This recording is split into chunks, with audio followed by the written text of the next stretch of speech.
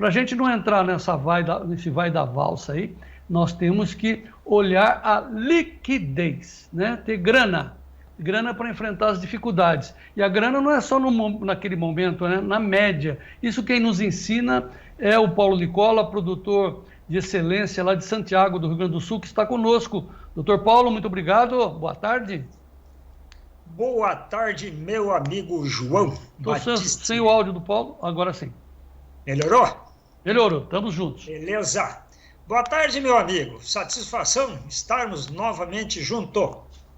Paulo, eu sei que a gente não vai falar, a gente pode até fazer uma referência à sua inovação aí, que é a ferramenta InovePAB, que é similar a uma calculadora para o produtor botar os preços, ver se está dando margem de comercializar, mas hoje nós queremos utilizar a sua experiência de financeiro do agro para nos dizer da vantagem, da necessidade do produtor se focar em ter liquidez, mantendo soja nas mãos.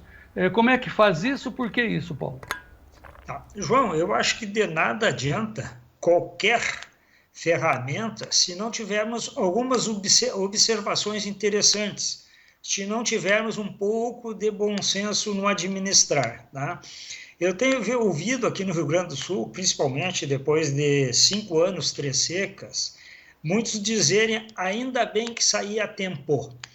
E como eu sou da área financeira, eu vejo um grande endividamento adquirido principalmente pelo custos juros. Tá? E o juro, é claro, é pago por falta de liquidez. Não vamos falar em quem está com dificuldades extremas, mas como todo negócio tem gente chegando e gente saindo. Tá? E, João, a questão de liquidez. Liquidez pode ser dinheiro, pode ser um gado a ser vendido e pode ser soja. Deixa eu dar o meu ponto de vista, João. Tá? Sempre cito uma área de 500 hectares. Tá? Uma área de 500 hectares, onde o cidadão produza a média nacional, que seria 54 sacos de soja por hectare, em torno disso, né? Ele tendo uma liquidez equivalente a 30% do que ele colheria, que é em torno de 27 mil sacos, mantendo essa média dentro de 500 hectares, ele precisaria de uma liquidez de 8 mil sacas de soja para resolver todo e qualquer problema relacionado a endividamento e juros, porque com essa liquidez, certamente ele fica na faixa de juros agrícolas. Claro, temos que pensar que uma lavoura não pode sair dinheiro para comprar campo e endividar essa atividade para investimento em outra coisa. Tá? João, o que me chama a atenção, João, é que 8 mil sacos de soja eu precisar ter dinheiro. João, 8 mil sacas de soja hoje seria R$1.200.000. E o que eu quero chamar a atenção, João, é o seguinte, num primeiro momento, 8 mil sacas de soja, para quem colhe 27 mil hectares, parece grande, né? Mas lembro que uma colheitadeira, ela vale bem mais que esse 1.200.000 que estaria valendo hoje o saco de soja. Diferença entre os dois. A colheitadeira consegue pagar em 5, 6 anos. A liquidez, ninguém pensa em adquirir ao longo de 5, 6 anos.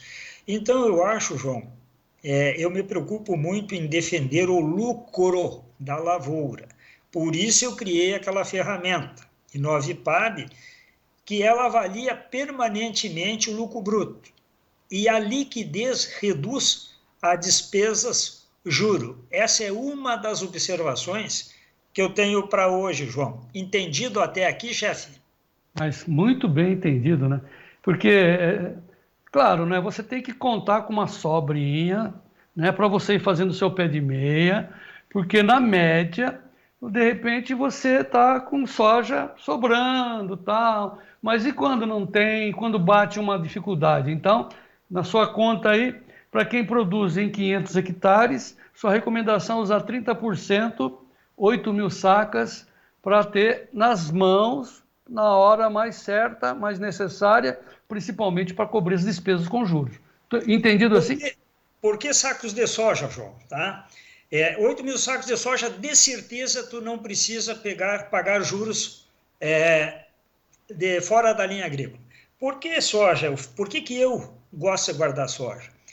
Quando sobe o dólar, os insumos todos vão de atrás. Então, eu tendo soja, o soja é dolarizado, tal qual os insumos, né? Então, eu tenho um seguro contra a disparada do dólar.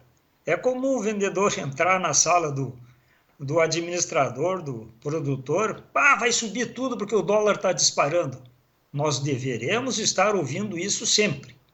Então, se eu tenho soja, se dispara o dólar, o soja também dispara. Então, eu tenho um seguro contra a variação de preços de insumo, além de liquidez. Consegue entender, chefe? Claro, né? E nós estamos vivenciando isso hoje. O dólar está disparado. Ó, isso tudo que você falou dá certo para quem é previdente e tem bom senso. Não é o caso lá do pessoal de Brasília, combinado?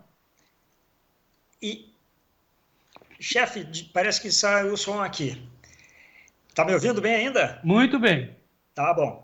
E tem uma segunda coisa que eu chamo a atenção. Com um pouco de liquidez, o que eu uso para não correr risco de endividamento?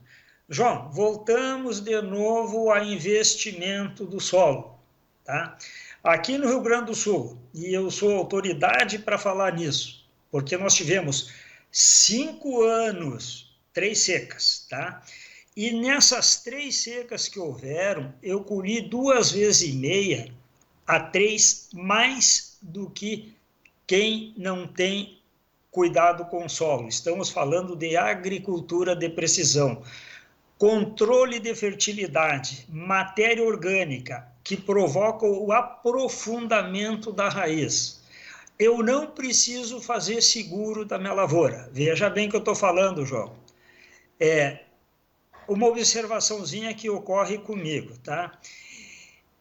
Quando você faz seguro da lavoura, a lavoura não paga 20, 25% do que tu gastas no plantar, no custo da lavoura, e você sabe que para receber um seguro é confuso. Na hora de receber o seguro, aqui no Rio Grande do Sul, negaram sempre em torno de 70%, 80% dos seguros contratados, tá?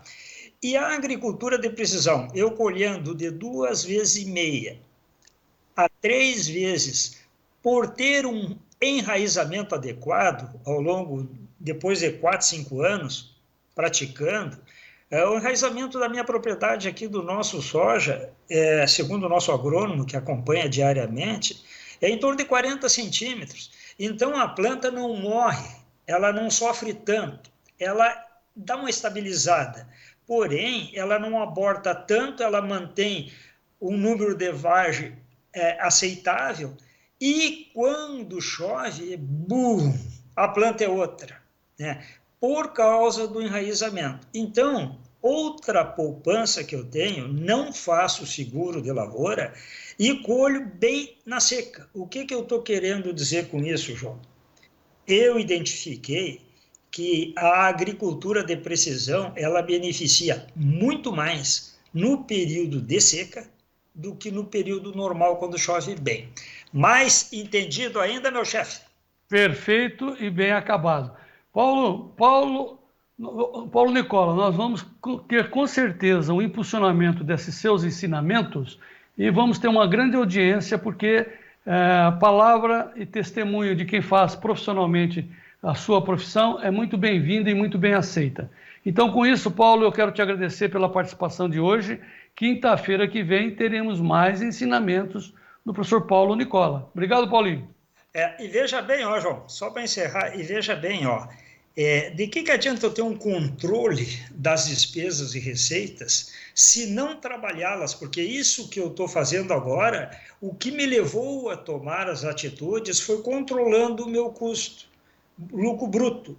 E se o meu lucro bruto for baixo, ou eu estou faturando pouco, ou estou gastando demais. E o que eu acabei de falar foi o quê? Melhorar a receita nas épocas de seca e nas épocas difíceis e diminuir as despesas com seguro, com imprevistos, com uma bateria de coisas. E também dei uma dica nas entrelinhas de cuidar dos investimentos feitos, porque toda e qualquer compra a longo prazo soma-se juros. E o brasileiro tem mania de fazer investimentos novos e não ver os já contratados, acumulando os juros. Fica a dica, João. Eu aprendi isso com o tal do Esopo, naquela famosa alegoria ali na história do Esopo sobre a cigarra e as formigas. A gente aprendeu que a economia cabe em todo momento. Paulo Nicola, mais uma vez, grande abraço, até a semana. Obrigado, meu irmão. Bom fim de semana para todos os amigos do Notícias Agrícolas e do Tempo e Dinheiro.